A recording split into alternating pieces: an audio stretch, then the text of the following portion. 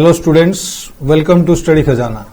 My name is Subrat Kumar, teacher of C++ 11th Computer Science. Now I am going to continue the same chapter 7 derived data type. Derived data types में अब user defined derived data type के बारे में बात करेंगे.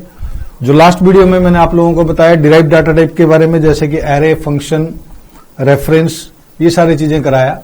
इसी हिसाब से हम यूजर डिफाइंड क्या है कि जो खुद हम डिफाइन करेंगे उसको यूजर डिफाइंड कहते हैं. जो यूज करता है कंप्यूटर को उसको हम यूजर डिफाइंड कहते हैं. तो user defined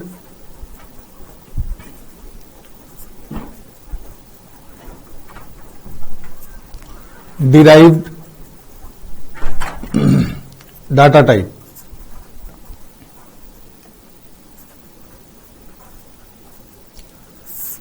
user defined derived data type बात कर रहे हैं हम अभी. तो user defined derived data type कौन से होते हैं? जैसे कि डिराइव्ड डाटा टाइप में मैंने एरे, फंक्शन, ये सब चीजें बताया था. अभी user defined derived data type में कौन से उनके नाम लिखते हैं.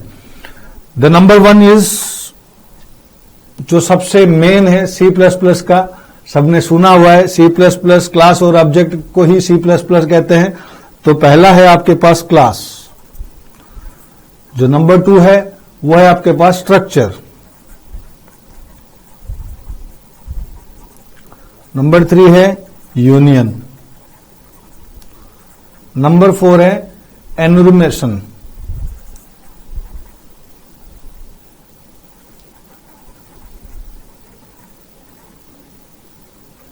एनुमरेशन, ठीक है. तो ये जो है हमारे पास क्लास, स्ट्रक्चर, यूनियन, एनुमरेशन, ये जो हमारे पास 4 user defined derived data type है. खुद डिफाइन करेंगे, खुद काम करेंगे इसमें. तो ये होते क्या क्या है इनके बारे में हम बात करते हैं. सबसे पहले हम बात करेंगे क्लास के बारे में. क्लास, ये सबको अच्छे से मालूम है. C++ का मेन जो डेफिनेशन है वो क्लास और ऑब्जेक्ट को लेके होता है. तो क्लास क्या चीज है, क्लास किसको कहते हैं, पहले भी कई बार बता रखा है मैंने, अब फिर से बताता हूं कि class represents a group of similar objects. Class represent करता है किस चीज को? Group of similar object. Object क्या होता है, किसको कहते हैं ऑब्जेक्ट, उसके भी डेफिनेशन बता रखा है. अ class is a group of similar objects. ठीक है जी. तो ये ग्रुप है, सिमिलर ऑब्जेक्ट के ग्रुप है, जिसको आप कहते हैं क्लास. तो इस क्लास को डिक्लेयर कैसे करेंगे, यूज कैसे करेंगे, वैसे हम पढ़ेंगे आगे जाके. 12th स्टैंडर्ड में आपका क्लासेस के बारे में डिटेल में पढ़ेंगे. क्लास का चैप्टर आएगा पूरा का पूरा, वो 12th में कराऊंगा मैं आपको. ठीक है. फिलहाल आपको इसके बारे में, ये क्लास है और इसको हम करेंगे कैसे वो चीज एक बार देख लेते हैं कि हम डिक्लेयर कैसे करेंगे, काम कैसे करेंगे, डिस्क्राइब कैसे करेंगे इसको. तो ठीक है ना. तो वो चीज मैं आपको बता देता हूं कि कैसे रिलेशनशिप क्रिएट होते हैं क्लास में. तो क्लास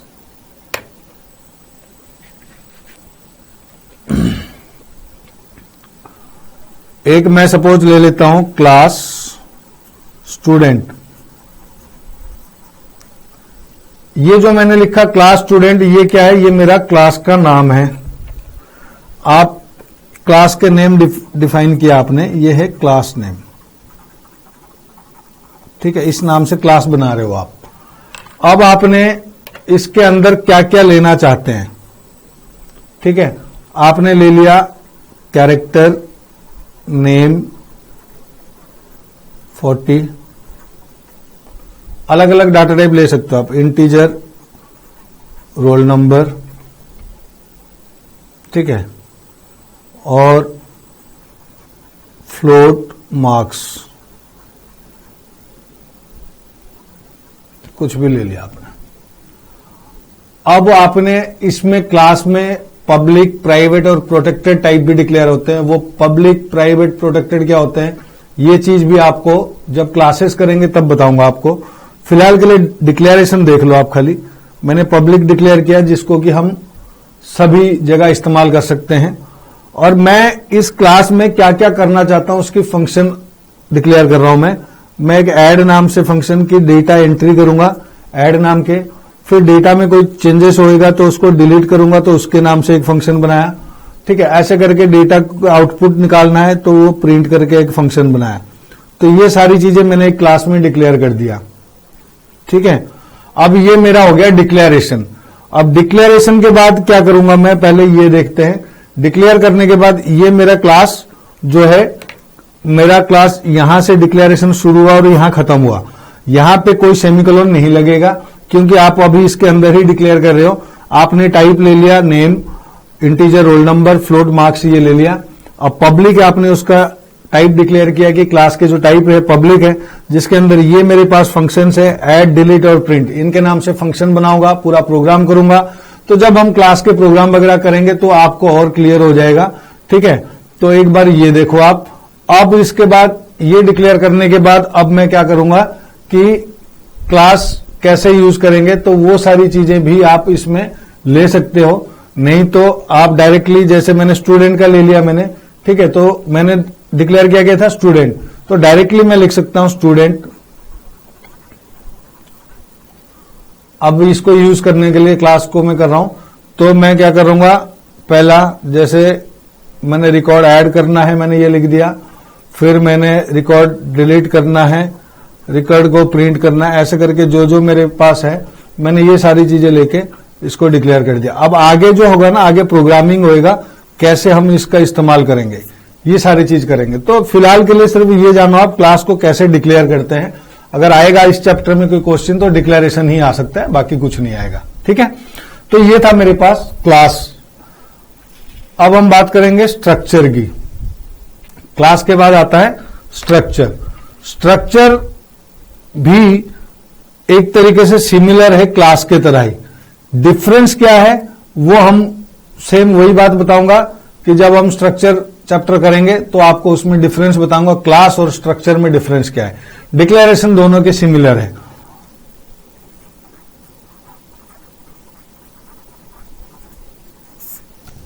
स्ट्रक्चर, तो इस स्ट्रक्चर सॉरी कैसे करेंगे वो दिखाता हूं मैं आपको।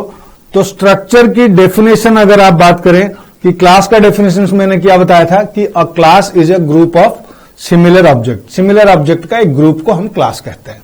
ठीक है, तो स्ट्रक्चर में आप क्या करोगे कि structure is a collection of different data types.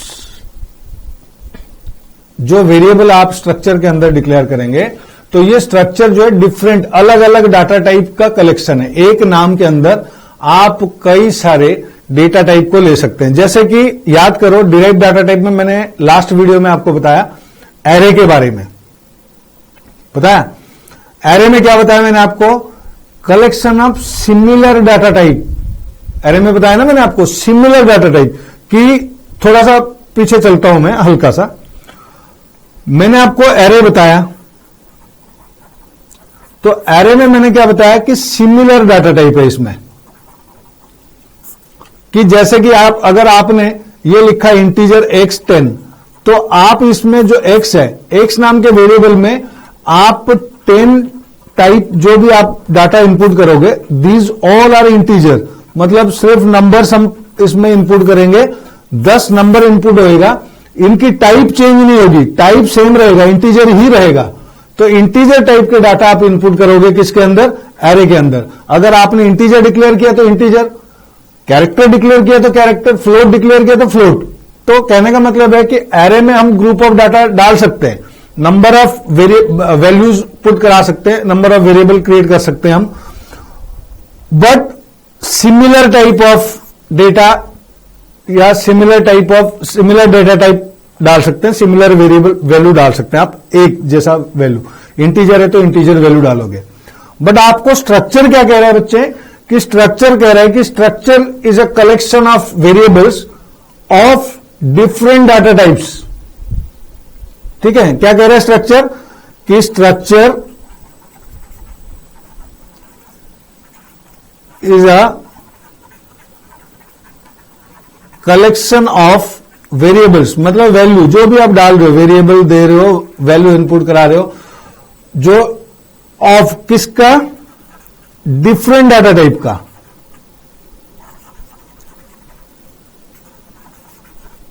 वो था एरे था सिमिलर डाटा टाइप के लिए, स्ट्रक्चर हो गया डिफरेंट डाटा टाइप के लिए। ठीक है, एक नाम होगा, मैंने नाम रखा स्टूडेंट या ABCD कुछ भी नाम रखा, बट उसके अंदर मेरे पास क्या होगा, इंटीजर भी डाल सकता हूं मैं, फ्लोट भी डाल सकता हूं मैं, कैरेक्टर भी डाल सकता हूं। कैसे? आप कहोगे सर वेरिएबल एक होगा तो उसके अंदर वेरिएबल एक नहीं होगा। मतलब ये यही कह रहा है कि कलेक्शन ऑफ वेरिएबल, कई सारे वेरिएबल को कलेक्ट कर सकते हो।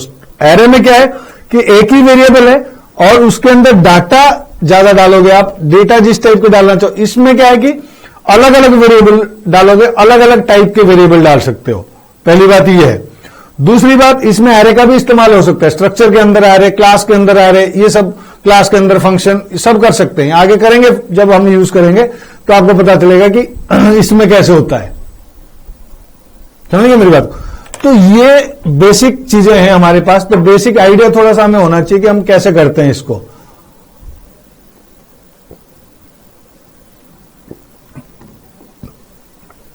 अब मैंने आपको बताया कि structure is a collection of variable, variable का collection of different data types, अलग अलग डाटा टाइप्स के वेरिएबल के कलेक्शन को हम कर सकते हैं। तो how to declare a structure, structure को कैसे डिक्लेयर करेंगे? जैसे मैंने बताया कि क्लास और इसमें सिमिलरिटीज है, तो क्लास डिक्लेरेशन और स्ट्रक्चर डिक्लेरेशन दोनों ही सिमिलर डिक्लेरेशन में रहेंगे, एक जैसा ही डिक्लेयर करते हैं हम। डिक्लेयर करने का कोई डिफरेंट तरीका नहीं है। उसमें पब्लिक, प्राइवेट या प्रोटेक्टेड हम टाइप डिक्लेयर करते हैं, इसमें वो चीज नहीं करेंगे, इसमें थोड़ा सा डिफरेंस है। फिर जब हम स्ट्रक्चर के चैप्टर में जाएंगे उसके बारे में और अच्छे से हम पढ़ेंगे कि स्ट्रक्चर के चैप्टर में हम करेंगे कैसे, क्या काम करेंगे, तो वो चीज भी हम अच्छे से पढ़ेंगे। फिलहाल मैं आपको ये बताने जा रहा हूं हाउ टू डिक्लेयर या how to create a structure. Structure कैसे बनाएंगे, how to create a structure. जैसे अभी हमने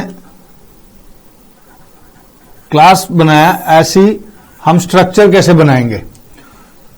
सेम है, मैंने आपको बताया कि डिक्लेरेशन स्ट्रक्चर के लिए, क्लास के लिए क्लास हमारे पास था कीवर्ड, इसी हिसाब से स्ट्रक्चर के लिए हमारे पास एक कीवर्ड है, दैट इज द कीवर्ड या रिजर्व वर्ड। मैंने आप लोगों को बताया था कीवर्ड और रिजर्व्ड वर्ड, उसको भी एक बार आप पढ़ लेना अच्छे से, जिनको आप वेरिएबल में इस्तेमाल नहीं कर सकते, है ना, ये बता रखा है मैंने आपको। तो जो कीवर्ड या रिजर्व वर्ड स्ट्रक्चर के लिए, दैट इज STRUCT,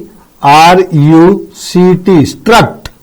स्ट्रक्ट नाम का एक कीवर्ड, रिजर्व वर्ड है कंप्यूटर में, जो आपके स्ट्रक्चर बनाने के लिए, स्ट्रक्चर के लिए ही इस्तेमाल करते हैं।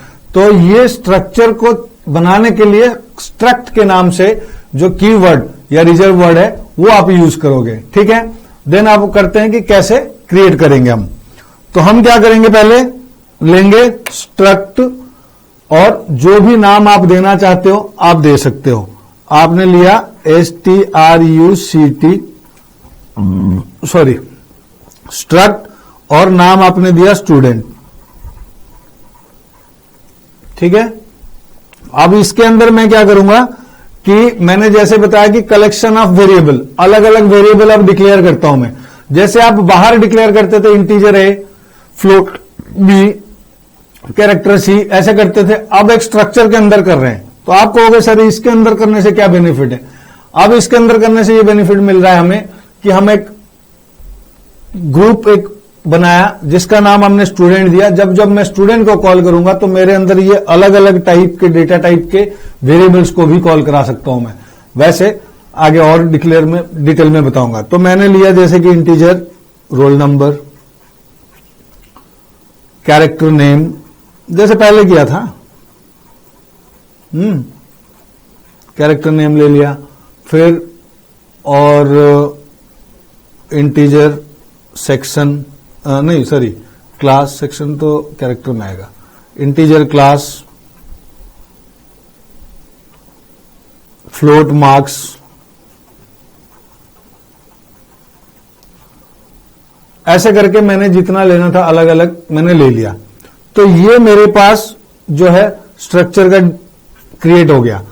जैसे क्लास में क्रिएट किया था, मैंने यहां क्लास लिखा था, वो लिखा था, और ये सब चीज लिख के मैंने यहां क्लोज किया था, यहां से स्टार्ट हुआ और यहां क्लोज हो गया, तो ये मेरा क्लास बिल्ट हुआ। अब उसको यूज करने के लिए फिर वही सेम चीज करूंगा मैं। ठीक है, मैंने क्या बनाया हुआ है इसको, कि मैंने बनाया हुआ स्टूडेंट, तो मैं वही स्टूडेंट का इस्तेमाल करूंगा। पूरा लिखो या खाली ऐसे लिखो स्टूडेंट, ठीक है। और स्टूडेंट लिख के आप क्या करोगे कि इसमें स्टूडेंट साथ में जो भी आप यूज करना चाहते हैं, मैंने सपोज न्यू डेटा, मुझे डेटा तैयार करना है तो उसके लिए मैंने ये बनाया। अब इसका यूज कैसे करेंगे वो सारी चीजें हम आगे जाके बात करेंगे। जैसे अगर थोड़ा सा एग्जांपल छोटा सा देता हूं, जैसे आपने सपोज सी इन करते थे पहले, ठीक है, सी इन करके जैसे मुझे रोल नंबर डालना है तो सी इन रोल ऐसे लिखते थे। बट अब हमारे पास क्या होगा कि जब आप इस्तेमाल करोगे स्ट्रक्चर का और आपने लिया हुआ न्यू डाटा, तो आप अब जब सी इन करोगे स्ट्रक्चर में तो आप लिखोगे न्यू डाटा डॉट रोल, ऐसे करके सी इन होगा। सी आउट में भी सेम ऐसे ही प्रोसेस होगा, न्यू डाटा डॉट रोल। ये क्या चीज है ये आपको आगे बताऊंगा मैं। तो ये एलिमेंट है, ये स्ट्रक्चर का ऑब्जेक्ट है और स्ट्रक्चर के एलिमेंट है। ये स्ट्रक्चर ऑब्जेक्ट के थ्रू उसके एलिमेंट को हम, ये जो न्यू डाटा है ये स्ट्रक्चर का ऑब्जेक्ट है, ठीक है। ये name of the structure object है न्यू डाटा। ये क्या है, name of the structure object.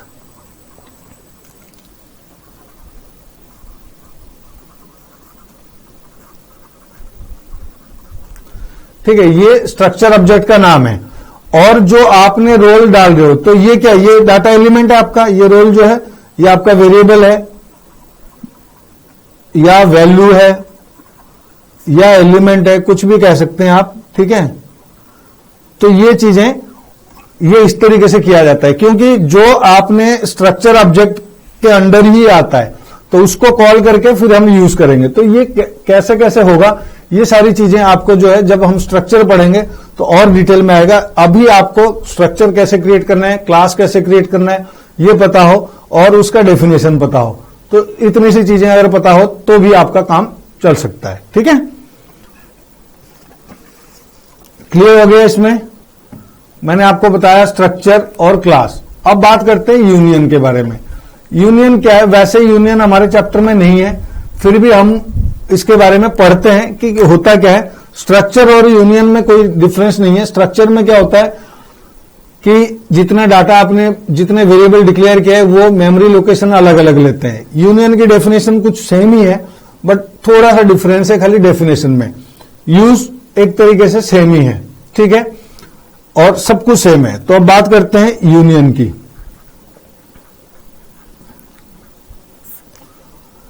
Union भी मतलब अलग अलग डाटा टाइप आप इसमें स्टोर कर सकते हो। जैसे कि आपने स्ट्रक्चर में पढ़ा कि different type of data type, मतलब कलेक्शन ऑफ वेरिएबल है डिफरेंट डाटा टाइप का। इसमें भी सेम है, कलेक्शन वेरिएबल है डिफरेंट डाटा टाइप का। ठीक है, आप कहेंगे फिर सर ठीक है।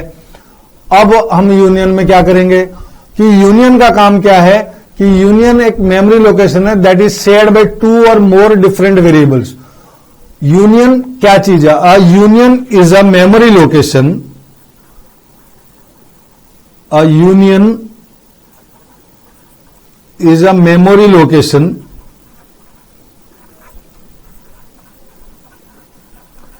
यूनियन एक मेमोरी लोकेशन है दैट इज शेयर्ड बाय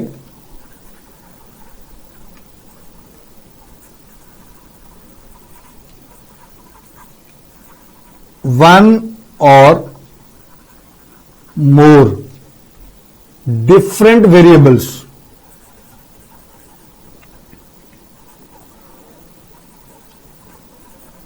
ठीक है, ये क्या है कि एक मेमोरी लोकेशन है जो शेयर करेगा, मतलब सेम लोकेशन सेम मेमोरी को डिफरेंट टाइप डिफरेंट वेरिएबल जो है इसकी मेमोरी को लोकेशन मेमोरी को शेयर कर सकते हैं। ठीक है, तो कैसे इसका यूनियन क्रिएट करने के लिए, जैसे स्ट्रक्चर को हम डिक्लेयर कर रहे थे सेम टाइप है, डिक्लेयर करने का तरीका भी सेम है इसमें भी, इसमें कोई डिफरेंट नहीं है। जैसे एग्जांपल स्ट्रक्ट आप यूज करते थे, अब इसके लिए जो कीवर्ड यूज होगा वो होगा यूनियन।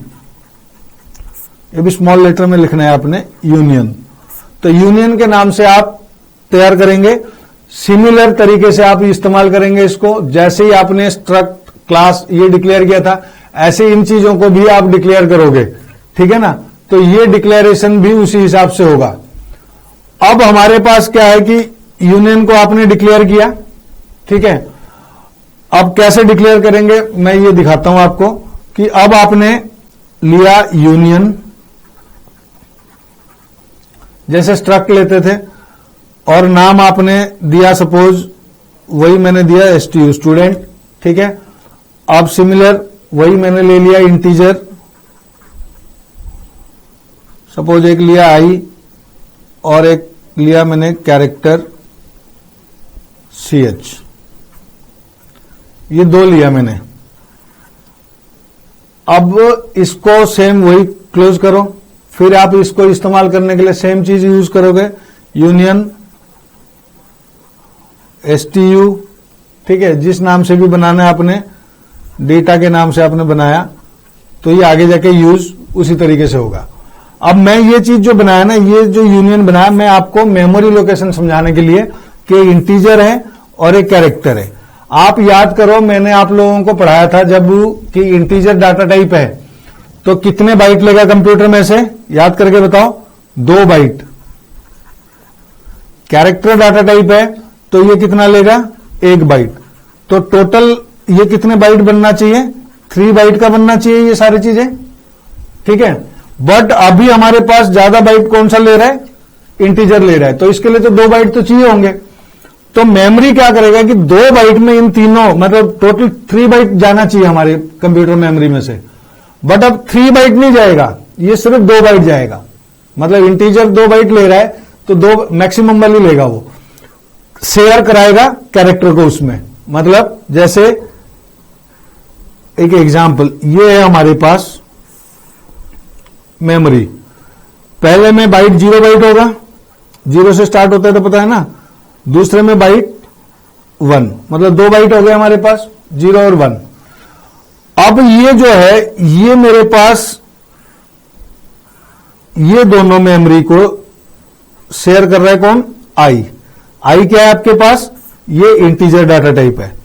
तो इंटीजर डाटा टाइप आपके पास कितना डाटा ले रहा है, मतलब 2 बाइट ले रहा है, तो 2 बाइट इसने ले लिया। अब हमारे पास है character data type, character data type कितना लेगा आपके पास, 1 लेगा। तो ये कैरेक्टर जो CH नाम का वेरिएबल है वो सिर्फ इस मेमोरी को शेयर करेगा 0 में।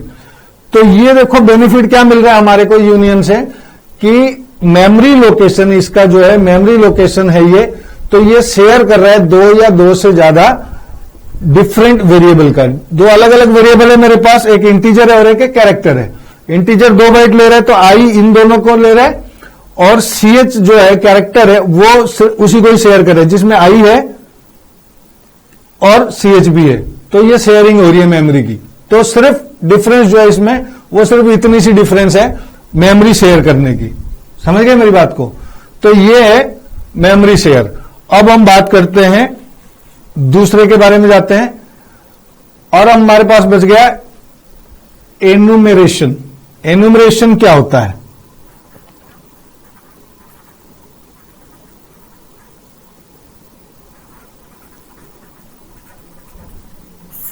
ये भी एक हमारे पास user defined derived data type है। User defined derived data type ये क्या है कि इंटीजर कांस्टेंट के लिए है, ये अल्टरनेट तरीका है। ये क्या है कि alternative method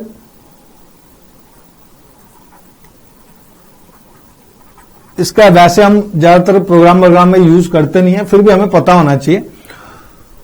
alternative method for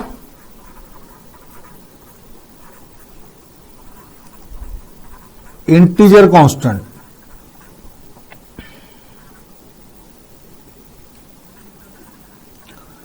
integer constant के लिए एक अल्टरनेट मेथड है जिसका कि हम यूज करेंगे। और ये जो हमारे पास क्या था कि कांस्टेंट के लिए अभी अभी हमने पढ़ा था कि कांस्टेंट अगर डिक्लेयर करते हैं तो कांस्टेंट के लिए कीवर्ड क्या है आपके पास, CONST। ये कांस्टेंट का कीवर्ड है। सेम एनुमरेशन का जो कीवर्ड है वो ENUM, enum के नाम से ये कीवर्ड है आपके पास डिक्लेयर करने के लिए एनुमरेशन। तो एनुमरेशन डिक्लेयर करने के लिए enum नाम से आपके पास कीवर्ड है, कांस्टेंट के लिए CONST है। तो इस हिसाब से हम कैसे डिक्लेयर करेंगे और इसमें होगा क्या? इसमें जो कांस्टेंट लेता है ये ऑटोमेटिकली लेगा वैल्यू और 0 से स्टार्ट करके 1 स्टेप आगे चलेगा। ठीक है, तो ये क्या करेगा, जैसे सपोज मान लेते हैं एग्जांपल के तौर पे मैंने इसमें डिक्लेयर किया enum। ठीक है, अब इसके अंदर ये कर्ली ब्रैकेट में डालते हैं, जैसे एरे में कर्ली ब्रैकेट में वैल्यू कांस्टेंट लेते हैं ऐसे इसमें भी लेते हैं हम। तो enum लिया आपने और enum में आपने क्या किया कि एक वेरिएबल मैंने लिया, सपोज मान लेते हैं x, एक लिया y, एक लिया z। तो ये नंबर टाइप मतलब इंटीजर टाइप जाएगा बाय डिफॉल्ट और इसमें जो वैल्यू आएंगे डिफॉल्ट असाइंड करता है और increasing from 0, therefore the above declaration is equivalent. तो ये क्या करेगा, मतलब कि अगर हम कांस्टेंट डिक्लेयर करते हैं ऐसे CONST करता मैं, ठीक है, फिर मैंने करता INT भी लिखता, फिर मैं करता x इज इक्वल टू 0, फिर मैं करता CONST integer y equal to 1, फिर मैं करता constant integer z is equal to 2। तो मैं ये पूरे प्रोसेस करने के बजाय अगर मैं ये लिख देता हूं खाली, तो this one is equivalence to this, तो ये इतना और ये दोनों बराबर है मेरे पास। तो मैं कांस्टेंट के बजाय अगर मुझे इंटीजर कांस्टेंट लेना है इस तरीके से, तो मैं क्या करूंगा कि इसके जगह पे एनुमरेशन का इस्तेमाल करूंगा, जिससे enum उसका जो है कीवर्ड है, तो enum का इस्तेमाल करके हम काम करेंगे इसमें। समझ गए मेरी बात को? क्लियर हो गया? तो ये आप करके आप देख सकते हैं। ठीक है, तो ये था मेरे पास सारे के सारे कीवर्ड्स के बारे में, सारे के सारे डिराइव्ड डाटा टाइप के बारे में मैंने आप लोगों को बताया। User defined derived data type यहां तक क्लियर हो गया। ठीक है, अब हम बात करेंगे जो कि आपके चैप्टर कहता है वेरिएबल्स। मैं ये चीज पहले भी बता रखा है आप लोगों को कि वेरिएबल के बारे में बताया हुआ है, जो कि हर प्रोग्राम के एग्जीक्यूशन के टाइम पे अपने वैल्यू को चेंज करता है, दैट इज कॉल्ड वेरिएबल। ठीक है, अब इसमें थोड़ा सा डिटेल में कुछ कह रहा है, तो वो चीज मैं बताना चाह रहा हूं आपको और वो चीज मैं बताऊंगा अकॉर्डिंग टू द सिलेबस। अब हम बात करते हैं वेरिएबल।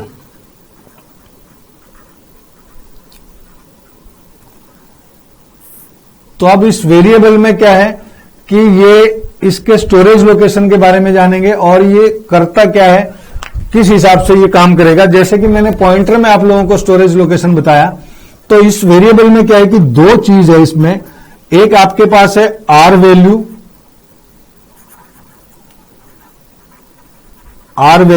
जिसको प्रोनाउंस किया जाता है ऐसे आर वैल्यू के नाम से, और दूसरी है हमारे पास वेरिएबल में एल वैल्यू, जिसको प्रोनाउंस किया जाता है एल वैल्यू।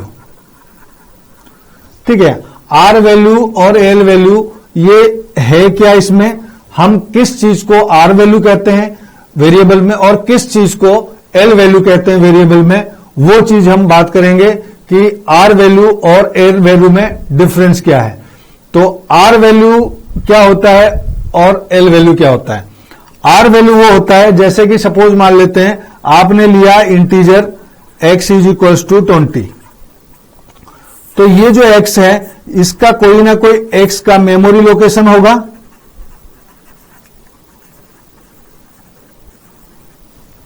इसका मेमोरी एड्रेस मेमोरी लोकेशन तो होगा जरूर। तो ये जो मेमोरी लोकेशन डाटा का होगा और मेमोरी एड्रेस भी होएगा आपके इस वेरिएबल का x का। तो ये जो मेमोरी एड्रेस है और मेमोरी लोकेशन में आपका क्या स्टोर है, डाटा वैल्यू स्टोर है। तो जो डाटा वैल्यू है, डाटा वैल्यू क्या है आपके पास, ये 20 है। तो द डाटा वैल्यू आपने लिया था integer x is equal to 20, मैं रिपीट किया इसको, ये क्या है 20 is called the data value. तो इस डाटा वैल्यू को टेक्निकली हम कहते हैं आर वैल्यू। समझ गए मेरी बात को। अब बारी आती है हमारे पास कि x, तो x में हमारे पास क्या है कि l वैल्यू क्या होगा, तो इसका मेमोरी लोकेशन कोई ना कोई होगा। तो इसका जो मेमोरी लोकेशन है, मेमोरी लोकेशन का मतलब कि ये कहीं ना कहीं तो जाके स्टोर हो रहा है ना, तो जो मेमोरी एड्रेस है इस x का मेमोरी एड्रेस, सपोज करते हैं इस x का मेमोरी एड्रेस जो है वो है 1052। तो 1052 जो है ये मेमोरी एड्रेस है किसका, x का। 20 क्या है, 20 जो है डाटा वैल्यू है, और जो मेमोरी एड्रेस है उस x का, इस मेमोरी एड्रेस को आप कहते हैं l वैल्यू।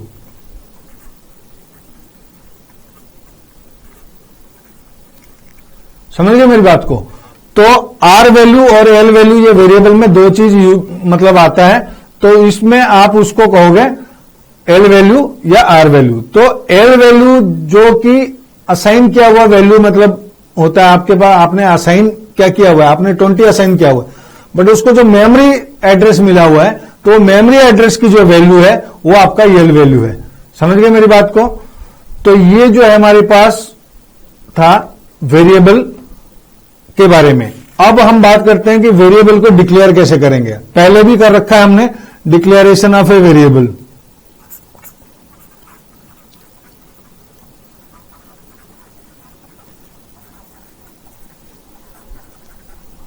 पहले प्रोग्राम भी कर चुके हैं, फिर भी आप एक बार देख लो। डिक्लेयर करने के लिए सिंपल सी है कि आपने इंटीजर x ले लिया, ये डिक्लेरेशन, या कैरेक्टर y ले लिया, ये भी डिक्लेरेशन है, या आपने साइंड इंटीजर ले लिया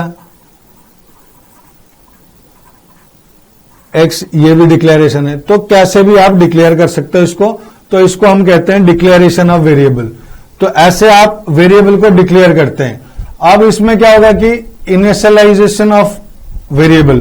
तो इनिशियलाइज क्या करोगे आप,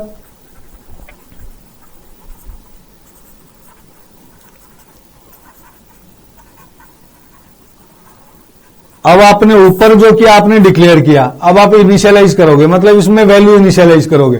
तो आप वैल्यू कुछ भी, जैसे कि मैंने किया integer x equals to 10, character y is equals to a, तो ये मेरे पास क्या हो गया, इनिशियलाइजेशन हो गया। मतलब आपने वैल्यू डाल दिया इसमें, तो वैल्यू पुट कर दिया, जिसमें वैल्यू डाल दिया, जिसमें हम उस चीज को कहते हैं इनिशियलाइजेशन। तो आपने उसको इनिशियलाइज किया, इसमें वैल्यू डाला आपने, तो उसको इनिशियलाइजेशन कहेंगे हम। समझ गए मेरी बात को। तो ये इनिशियलाइजेशन है वैल्यू की, और पहले जो था हमारे पास ये डिक्लेरेशन हो गया वेरिएबल में। ठीक है, ये दो चीज हो गया। एक हमारे पास और चीज है, that is called dynamic initialisation. Dynamic initialisation का मतलब क्या होता है कि जो वेरिएबल जब रन करते हैं उस टाइम जो चेंज हो जाता है वैल्यू, उसको डायनामिक, मतलब रन करते टाइम चेंज होगा, कुछ भी वैल्यू होगा, क्योंकि यहां पे तो ये वैल्यू सेम रहेगी, x की 10 है, y a है, तो वो तो वही रहेगा। अगर मैं क्या करता हूं कि जैसे सपोज ये डायनामिक इनिशियलाइजेशन,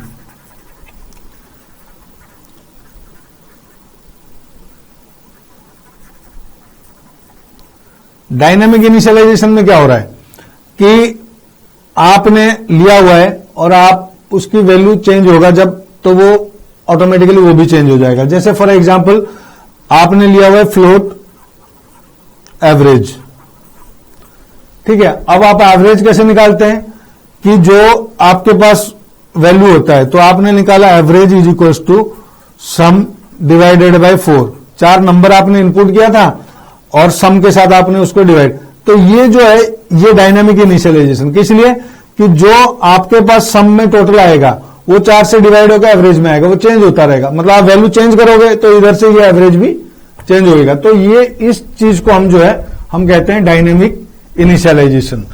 तो इस तरीके से आप इसको डायनामिकली इनिशियलाइज कर सकते हैं। तो ये था हमारे पास वेरिएबल डिक्लेरेशन का, ठीक है।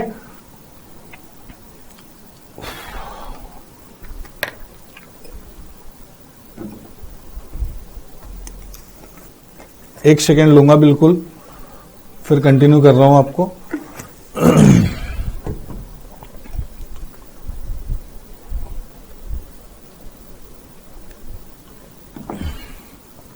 अब बच्चे हम बात करेंगे किसके बारे में, कि हमारे पास ये सारी चीजें हो गया। अब हम बात करेंगे फॉर्मेटिंग आउटपुट के बारे में बात करेंगे। जो फॉर्मेटेड आउटपुट क्या होता है और किस तरीके से हम फॉर्मेटिंग कर सकते हैं, तो वो सब चीज होगा। तो इसमें हमारे पास एक फॉर्मेटिंग आउटपुट के बारे में बात कर रहे हैं हम। फॉर्मेटिंग आउटपुट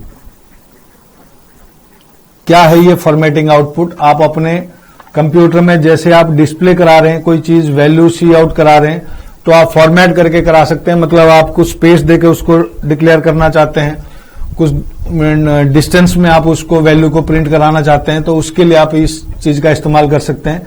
तो इसके लिए हमारे पास एक कमांड है, एक है सेट w, एक लाइब्रेरी फंक्शन कहते हैं हम इसको, और एक है आपके पास SCT प्रिसिशन, PRECISION, ये भी एक फंक्शन है।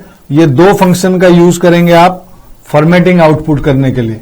बट आपको एक चीज याद रहना चाहिए कि जब आप ये फंक्शन दोनों इस्तेमाल करोगे, तो इन दोनों फंक्शन के इस्तेमाल करने के लिए आपको सबसे पहले हैश इंक्लूड आईओस्ट्रीम तो करते ही हैं। ये एडिशनल फीचर जब आप लोगे तो आप एक और हेडर फाइल इंक्लूड करोगे जिसका नाम है IOMANIP.h, ठीक है। तो ये IOMANIP.h के नाम से एक हेडर फाइल है जिसको आप ये दोनों फंक्शन करने से पहले इस फंक्शन को या इस फंक्शन को फॉर्मेटिंग आउटपुट के लिए जब इस्तेमाल करेंगे, तो सबसे पहले आप हेडर फाइल में ये जरूर डिक्लेयर करेंगे, ये आप याद रखें, ठीक है। उसके बाद जाके आप जो है इस फंक्शन को इस्तेमाल कर सकते हैं। अगर आप ये नहीं लगाते हैं तो आपका फंक्शन वर्क नहीं करेगा, ठीक है। तो अब हम पढ़ते हैं कि ये दोनों में डिफरेंस होता क्या है, ये करते क्या है, ये किस तरीके से हमारे को जो है आउटपुट देते हैं। पहले मैं सेट प्रिसिशन के बारे में बताता हूं आपको।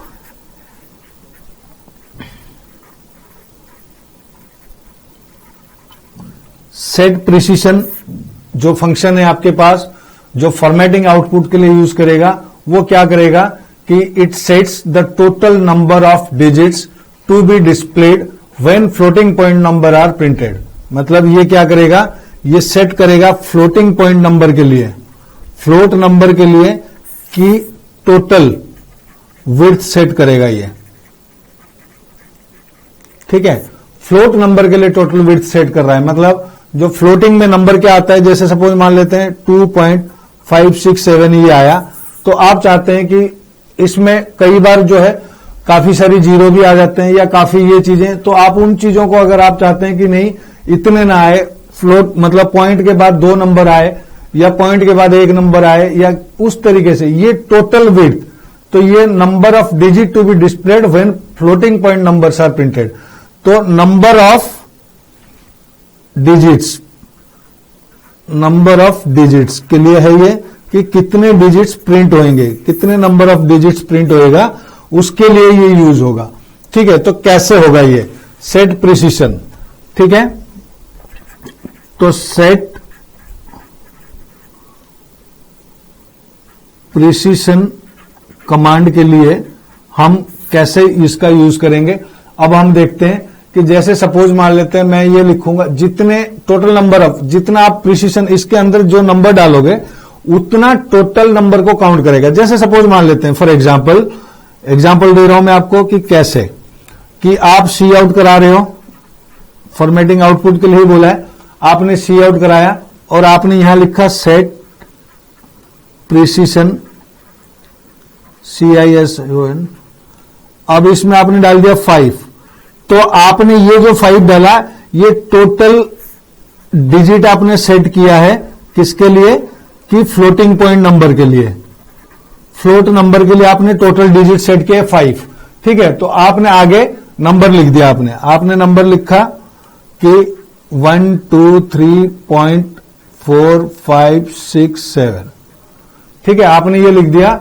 1 2 3.4567, इतना आपने लिख के इसको क्लोज किया, ये दिख गया आपको, ठीक है। आपने किया सी आउट सेट प्रिसीशन, आपने सेट प्रिसीशन किया है आपने इसमें, और आपका नंबर जो है वो ये है, और इसकी विड्थ है 1 2 3 4 5 6 7, तो ये टोटल 7 तक है, ठीक है। आपने सेट क्या किया हो इसमें, आपने किया हुआ इसमें 5, तो टोटल जो फ्लोटिंग पॉइंट डिजिट जो आएगा आपके पास, जो आउटपुट आएगा वो क्या आएगा इसमें, अगर सेट प्रिसीशन करने के बाद ये आउटपुट आपके पास आएगा 1 2 3.45, आगे कितना भी हो ये टोटल जो है 5 आएंगे आपके पास। तो आपने सेट प्रिसीशन आपने कर रखा है, तो ये आपको जो है टोटल 5 डिजिट डिस्प्ले कराएगा, 5 डिजिट से ज्यादा डिस्प्ले नहीं कराएगा। तो सेट प्रिसीशन का मतलब होता है कि आपने floating point, float value variable के लिए रियल नंबर जो फ्रैक्शनल नंबर्स होते हैं उनके लिए जो नंबर सेट कर रखा है दैट इज 5। तो आपने अगर 6 कर रहे होते तो 123.456 यहां तक आता आपके, तो आपने टोटल कितना सेट किया हुआ इसमें 5 सेट किया, तो टोटल 5 डिजिट आएगा, मतलब जो डेसिमल पॉइंट को मिला के भी टोटल डिजिट जो होंगे वो 5 होंगे, डेसिमल कहीं भी हो, समझ गए मेरी बात को। डेसिमल अगर 1 2 के बाद भी होता तो 12.345 ऐसे आता, टोटल 5 डिजिट आएंगे आपके पास। क्लियर हो गया इस बात को। सेट प्रिसीशन मतलब फ्लोट नंबर के लिए इस्तेमाल होगा, और आपके फ्लोट नंबर जो आएंगे वो आपके कितने आएंगे कि 5 आएंगे टोटल, ठीक है। तो ये जो है इसके लिए इस्तेमाल करते हैं हम, ठीक है। तो अब हम बात करते हैं कि ये दूसरा जो है हमारे पास सेट प्रिसीशन की एक मैनिपुलेटर है जो कि डेसिमल प्लेस कितने डिस्प्ले होगा उसके लिए यूज होता है। अब हम बात करते हैं सेट प्रिसीशन के मैनिपुलेटर की।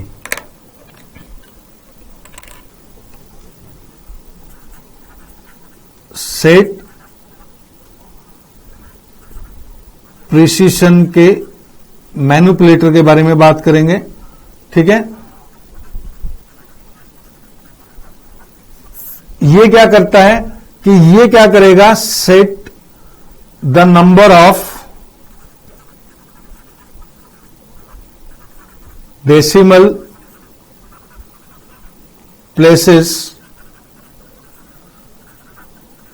To be displayed. अच्छा, पहले हमने सेट प्रिसीशन खाली किया तो ये टोटल डिजिट बताया आपको फ्लोट के, कि डेसिमल के बाद 2 डिजिट भी हो सकता है, डेसिमल के बाद 4 डिजिट भी हो सकता है, उससे कुछ नहीं, टोटल काउंट होगा। डेसिमल से पहले अगर 3 है, मैंने 5 दिया, डेसिमल से पहले 3 है तो डेसिमल के बाद 2 आएंगे, डेसिमल से पहले अगर 2 है डेसिमल के बाद 3 आएंगे, डेसिमल से पहले 1 है तो डेसिमल के बाद 4 आएंगे, डेसिमल से पहले अगर 4 है तो डेसिमल के बाद 1 आएगा, मतलब टोटल नंबर जो होगा वो 5 आएंगे। समझ गए मेरी बात को, टोटल 5 नंबर आएगा उसमें। अब जो मैं करने जा रहा हूं सेट प्रिसीशन मैनिपुलेटर में, इसमें क्या होगा कि आप जो फिक्स करोगे वो फिक्स होगा सिर्फ डेसिमल के बाद के नंबर की, मतलब पॉइंट के बाद जो नंबर है उसके लिए फिक्स होगा। क्लियर। तो अब उसको कैसे लिखते हैं हम, उसको कुछ अलग तरीके से लिखा जाता है, जैसे कि आप लिखेंगे सी आउट डॉट SETF, ठीक है, मतलब सेट कर रहे हैं आप मैनिपुलेटर को, ठीक है। अब ये iOS इनपुट आउटपुट ये आगे भी पढ़ाएंगे मैं आपको, वो भी और क्लियर हो जाएगा आपको, फिर फिक्स्ड कर दिया मैंने इसमें, ठीक है। ये लिखने के बाद अब सी आउट कर रहे हो आप, तो आपने लिखा सी आउट सेट प्रिसीशन 5, वही लिखो आप जो लिखा था पहले, सेट प्रिसीशन, फिर आपने ब्रैकेट में 5 लिख दिया। अब आप नंबर को डिस्प्ले कराता हूं मैं, जैसे मैंने किया 1 2.3 4 5 6 7 8 9 ऐसे कर दिया मैंने। अब आपने क्या कर रखा है, 5 कर रखा है, तो ये जो 5 आपने कर रखा है वो किसके लिए कर रखा है आपने, टोटल 5 नहीं है, आपने ये जो 5 है this is only for decimal, ठीक है, तो डेसिमल प्लेस के लिए कर रखा है आपने ये 5। तो डेसिमल प्लेस से पहले 1 2 है, उससे कोई मतलब नहीं आपको, वो 1 2 हो, 1 2 3 हो, 4 5 6 हो, कितने भी डिजिट हो, उससे कोई मतलब नहीं है। बट अब जो आउटपुट आएगा आपके पास स्क्रीन में, वो क्या देगा आउटपुट आपको, वो ये दे रहा है कि 1 2.345, कितना लिखा है मैंने, 5 दिया है ना, तो 3 4 5 6 7, इसको आप काउंट करो, ये कितना है। डेसिमल मेरा पॉइंट यहां है, देखो 1 2 के बाद है पॉइंट, ठीक है, ये पॉइंट है मेरा, इस पॉइंट पे ध्यान दो, इससे पहले कितना है कोई मतलब नहीं है, इससे कोई मतलब नहीं। ये टोटल जो है ये 5 है, तो ये डेसिमल प्लेस के बाद 5 आपने फिक्स कर दिया, that is called set precision manipulator. अगर डेसिमल प्लेस कितना आप डिस्प्ले कराना चाहते हैं, 4 5 2 3, तो इस तरीके से आपको ये लिखना पड़ेगा, तब जाके आपका डेसिमल सेट होएगा। क्लियर हो गया बात मेरी? तो अब जो है हम बात करते हैं सेट डब्ल्यू की बात। सेट डब्ल्यू क्या करेगा कि सेट डब्ल्यू जो है ये सेट करेगा फील्ड की विड्थ को, टोटल विड्थ को ही सेट करता है। सेट डब्ल्यू ये हमारे पास एक फंक्शन है। तो सेट डब्ल्यू मैनिपुलेटर का काम क्या है कि ये सेट डब्ल्यू जो करोगे आप, ये जितना भी आप इसके अंदर नंबर लिखोगे कि सेट डब्ल्यू मैंने सपोज मान लेते हैं 5 लिखा है, तो टोटल जो है ये उतने करेगा, बट वो कैरेक्टर नंबर ऑफ कैरेक्टर करेगा, in number of characters the size of the field करेगा, ये कि फील्ड की साइज कितनी है वो ये करेगा। इसमें जैसे कि डेसिमल में नंबर को काट रहा था, टोटल इतना डिजिट डिस्प्ले कर रहा था, ये नहीं करेगा, ये टोटल नंबर कितना है वो डिस्प्ले करेगा हमारे पास। तो इसका काम क्या रहेगा कि सेट डब्ल्यू आप जिस हिसाब से करोगे, जो आप लिखोगे, सपोज मान लेते हैं आपने लिखा सी आउट, ठीक है, फिर आपने कर दिया सेट डब्ल्यू, सेट डब्ल्यू में आपने डाल दिया सपोज मान लेते हैं 5, ठीक है, तो सेट डब्ल्यू में 5 है और आप एक चीज प्रिंट करा रहे हो, सपोज करते हैं आपने ये कैपिटल ए प्रिंट करा रहे हो, तो कैपिटल ए कितना स्पेस ले रहा है आपसे, 1, क्योंकि कैपिटल ए प्रिंट करेगा। उससे पहले मतलब ये टोटल विड्थ इसका सेट किया है 5, समझ रहे मेरी बात को, 5 विड्थ सेट किया है। तो अब ये जो प्रिंट करेगा, आपके जो स्क्रीन में आउटपुट आएगा वो आएगा ऐसे 1 2 3 4 स्पेस छोड़ दिया।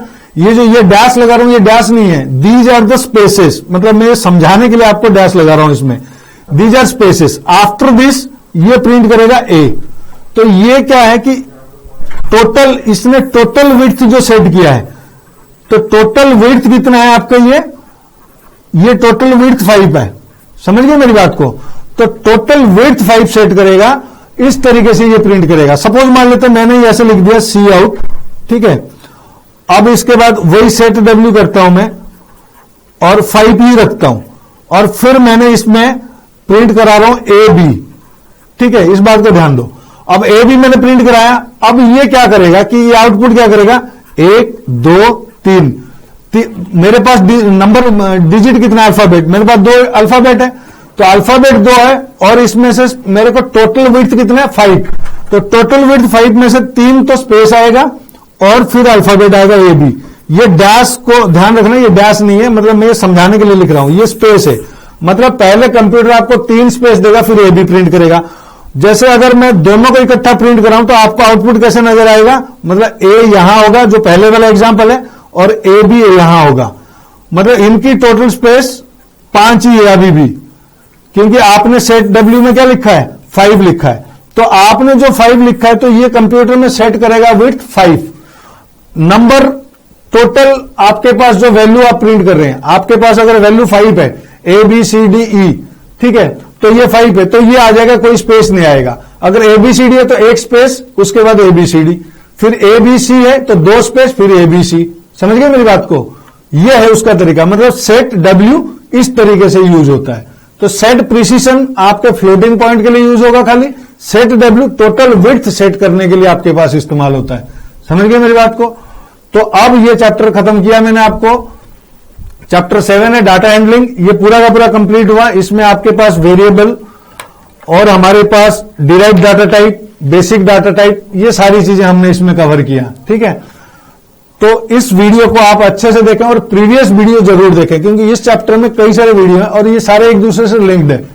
इनको अच्छे से देख के आप एक बार रिव्यू लें और क्लियरली आपको वेरिएबल के बारे में, डेटा के बारे में, डेटा टाइप्स के बारे में, डिराइव्ड डाटा टाइप क्या होता है, बेसिक डाटा टाइप क्या होता है और आपके user defined derived data type क्या होता है, ये सारी चीजें इसमें है। ये बेसिक कंसेप्ट यहां पे खत्म होता है। इसके बाद जो चैप्टर हम करेंगे, नेक्स्ट चैप्टर में जब जाएंगे प्रोग्रामिंग स्टार्ट होगा, वहां फिर मैं ये चीज रिपीट नहीं करूंगा बार बार, क्योंकि ये बेसिक है, आपके दिमाग में होना चाहिए ये चीजें। खाली हम प्रोग्रामिंग करेंगे, वहां पे आपके दिमाग में ये क्वेश्चन आना चाहिए, what is variable, how to declare a variable, what is derived data type, ये सब चीजें बिल्कुल ध्यान में मत रखना। इस वीडियो को बार बार देखो और उसको लर्न में रखो, दिमाग में रखो, ठीक है। तो आज के लिए इतना, और इस वीडियो को देख के अगर आपको पसंद आता है तो लाइक जरूर करना। Thank you.